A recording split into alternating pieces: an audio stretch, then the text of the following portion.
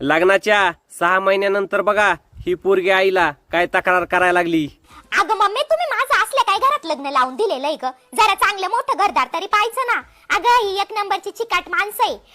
रात्री माझ्याकडून ना फक्त भाजीत जरा तेल जास्त झालं तर लगेच माझी सासू कशी म्हणती, काय ग सुनबाई भाजीत जरा जास्तच तेल झालंय वाटतं, तू ना 1 लिटर तेल काय 2 दिवसातच संपवती का काय?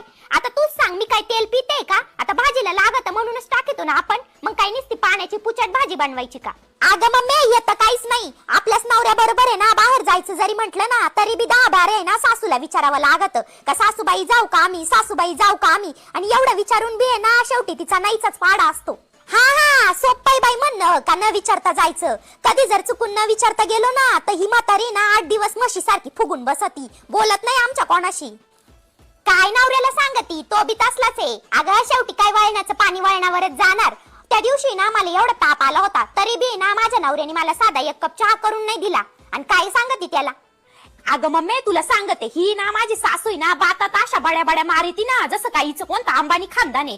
आणि ना पाहायला गेलं ना तर स्वयंपाक घरात आहे ना शेंगदाणे मला मोजून देती, साखर मोजून देती, तेल मोजून देती, वर म्हणती कशी सुनबाई आज आहे ना एवढ्यातच सगळा स्वयंपाक झाला पाहिजे.